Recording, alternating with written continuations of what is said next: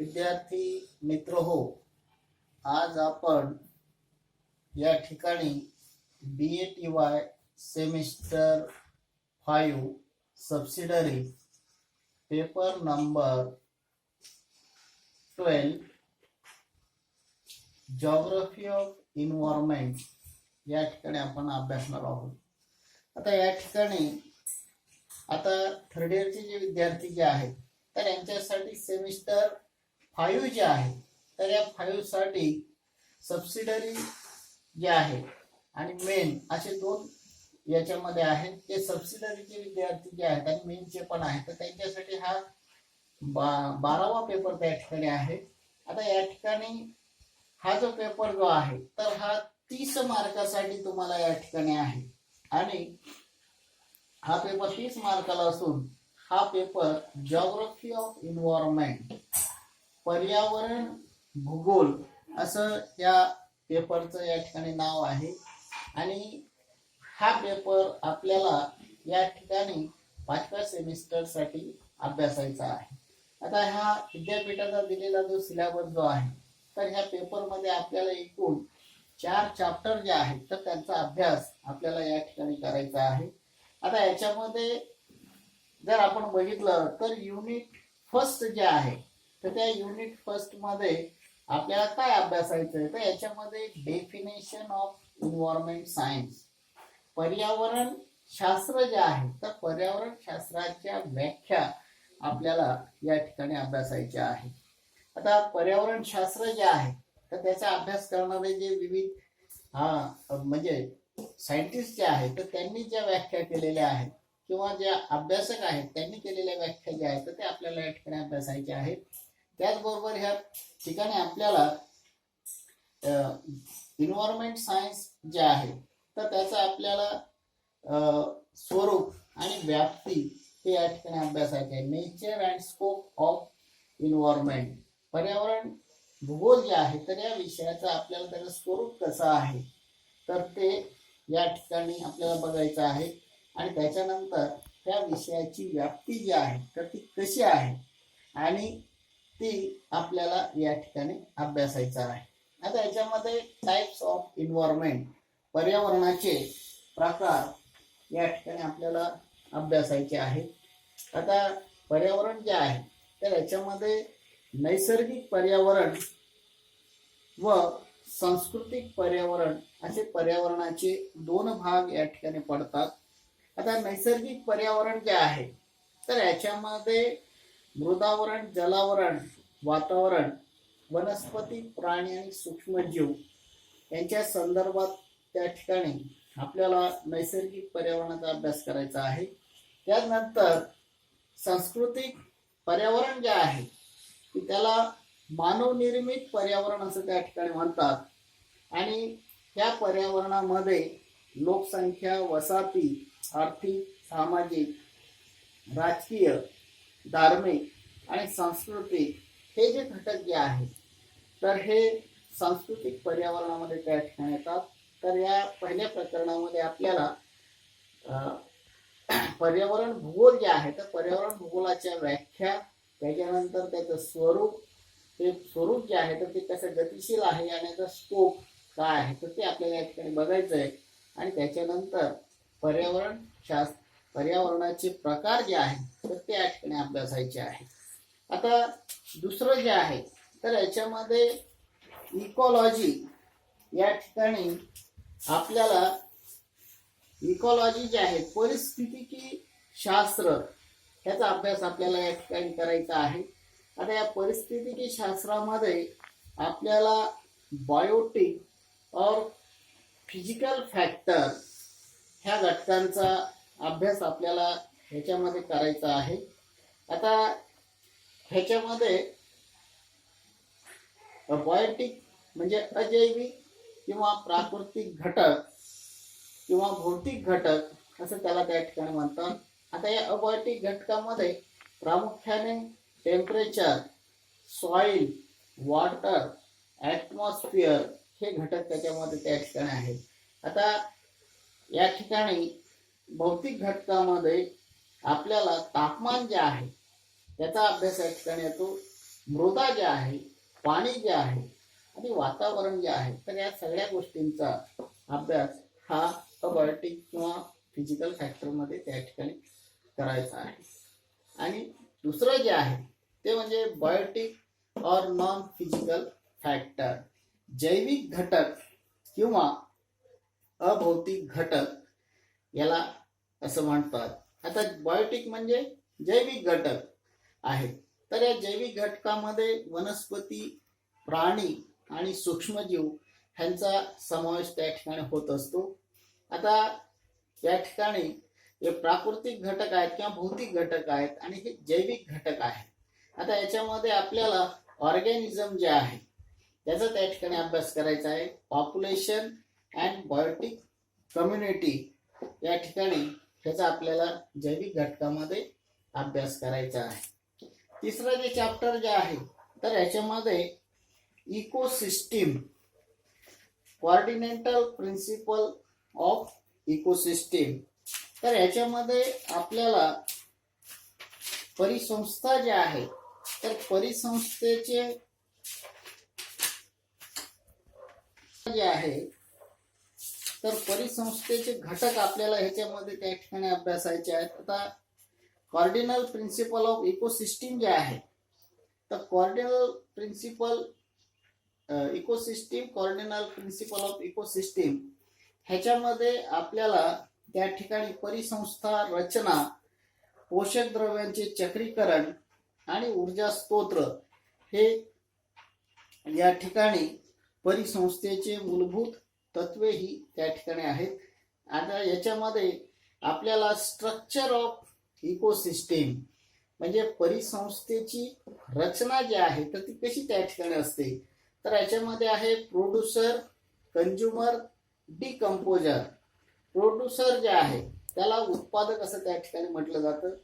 Consumer जो आहे तर तो भक्षक म्हणून त्या ठिकाणी त्याला म्हटलं जातं. आणि डिकम्पोजर जो आहे तर तो विघटक म्हणून ते त्या ठिकाणी म्हटलं जातं. आता ह्याच्यामध्ये प्रामुख्याने वनस्पती जे आहे तर त्या प्रोड्युसर म्हणजे उत्पादकाचे कार्य त्या ठिकाणी करतात.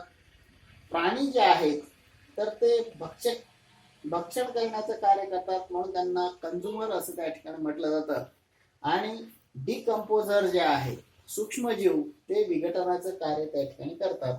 आता वनस्पती जे आहे तर त्या स्ट्रक्चर ऑफ इकोसिस्टीम म्हणजे परिसंस्थेची रचनेमध्ये उत्पादकाचं कार्य जे आहे ते वनस्पती करतात. कारण वनस्पती ह्या स्वतःच अन्न स्वतः त्या ठिकाणी तयार करत असतात. सूर्यप्रकाशाच्या माध्यमातून ते स्वतःच अन्न स्वतः तयार करत असतात म्हणून त्यांना उत्पादक असं त्या ठिकाणी म्हटलं जातं. आणि वनस्पती खाऊन इतर जे प्राणी जे आहेत तर ते त्या ठिकाणी वनस्पतीवर अवलंबून असतात आणि ते वनस्पती खाऊन जगतात म्हणून त्यांना भक्षक असं त्या ठिकाणी म्हटलं जातं.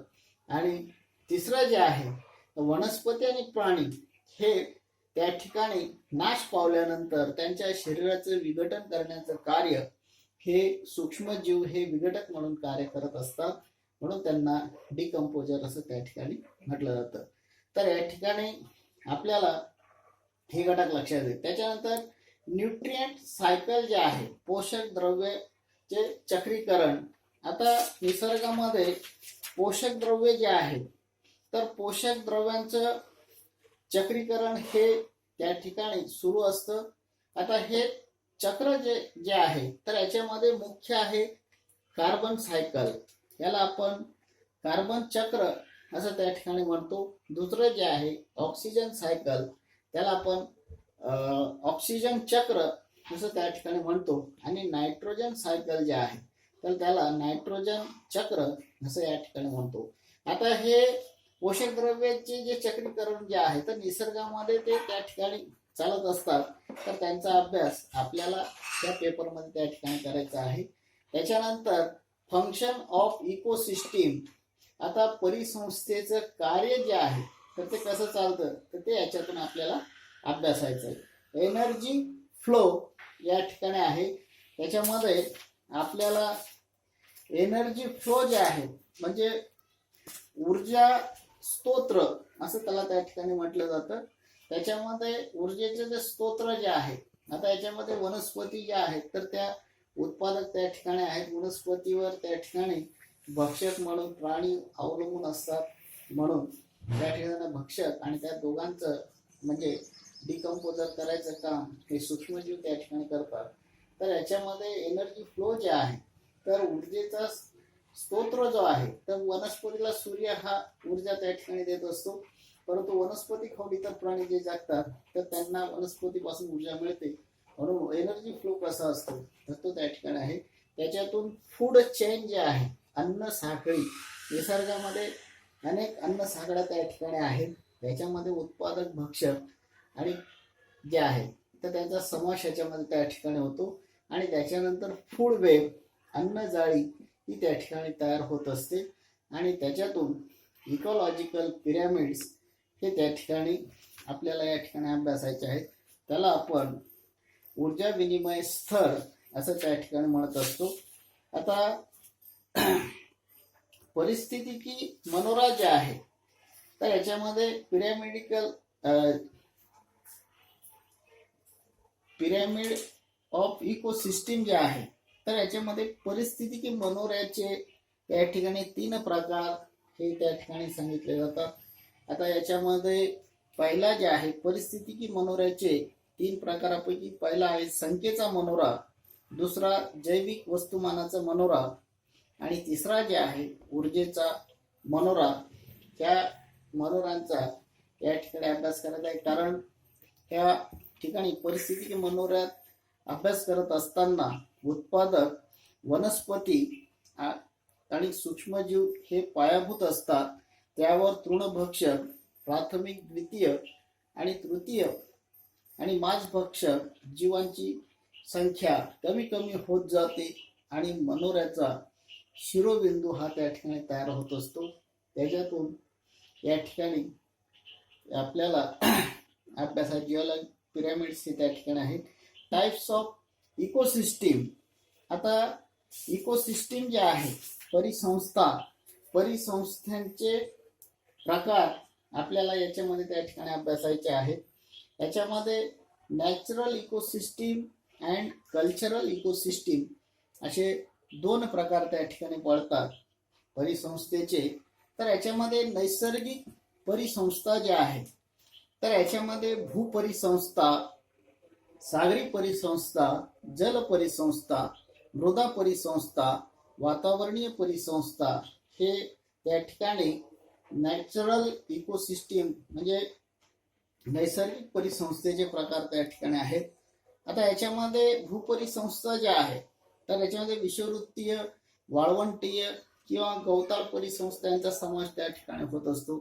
सागरी परिसंस्था ज्या आहेत तर याच्यामध्ये महासागरी परिसंस्था किंवा खाडी परिसंस्था ह्यांचा समावेश याच्यामध्ये त्या ठिकाणी होत असतो.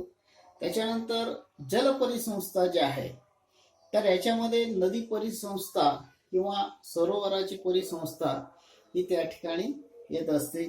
आणि त्याच्यानंतर मृदा परिसंस्था आणि वातावरणीय परिसंस्था ज्या आहेत तर यांचा समावेश हा नैसर्गिक परिसंस्थेमध्ये त्या ठिकाणी होत असतो. आता कल्चरल परिसंस्था ज्या आहेत कल्चरल इकोसिस्टीम, आता याच्यामध्ये मानवी घटक जो आहे तर तो महत्वाचा त्या ठिकाणी असतो, कारण मानवाने निर्माण केलेल्या ह्या परिसंस्था त्या ठिकाणी आहेत. त्याच्यामुळे याला कल्चरल परिसंस्था असं त्या ठिकाणी म्हणतात. आता याच्यामध्ये पहिलं ज्या येतं ते कृषी परिसंस्था ही त्या ठिकाणी येते, कृत्रिम परिसंस्था आहे आणि विशेष परिसंस्था अशा कल्चरल परिसंस्थेचे प्रकार या ठिकाणी पडतात. तर ह्या प्रकरणामध्ये आपल्याला इकोसिस्टीम जे आहे ecosystem cardinal principle of ecosystem याच्या परिसंस्थेची मूलतत्वे जी आहेत तर ती अभ्यासायची आहेत. त्याच्यामध्ये structure of ecosystem, producer, consumer, decomposer, nutrient cycles, carbon cycle, oxygen cycle, nitrogen cycle, function of ecosystem, energy flow, food chain, food web, ecological pyramid types of ecosystem, natural ecosystem आणि cultural ecosystem याचा अभ्यास आपल्याला या ठिकाणी करायचा आहे. आता याच्यानंतर युनिट 4 जे आहे तर याच्यामध्ये आपल्याला problem of ecosystem and environment याचा या ठिकाणी आपल्याला अभ्यास करायचा आहे. आता प्रॉब्लेम ऑफ इकोसिस्टीम, परिसंस्थेमध्ये आणि पर्यावरणामध्ये काय समस्या त्या ठिकाणी निर्माण होतात त्याचा या ठिकाणी अभ्यास आहे. आता याच्यामध्ये ग्लोबल वॉर्मिंग हा एक भाग त्याच्यामध्ये त्या ठिकाणी आहे.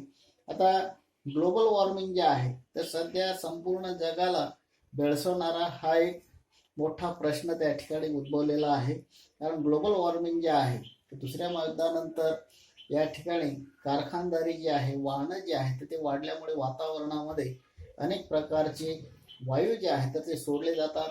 याच्यामध्ये दगडी कोळसा असेल, खनिज तेल असेल तर यांचा इंधन म्हणून वापर त्या ठिकाणी मोठ्या प्रमाणात झाला आणि त्याच्यामुळे कार्बन उत्सर्जन मोठ्या प्रमाणावर होऊन या ठिकाणी पृथ्वीचं तापमान जे आहे तर ते दिवसेंदिवस त्या ठिकाणी वाढतंय आणि त्याच्यामुळे ग्लोबल वॉर्मिंगची समस्या आज जगापुढे निर्माण झालेली आणि त्याचे कारणे काय आहेत आणि ग्लोबल वॉर्मिंगचे परिणाम काय आहेत तर ते आपल्याला या ठिकाणी प्रकरण 4 त्या ठिकाणी अभ्यासायचं आहे.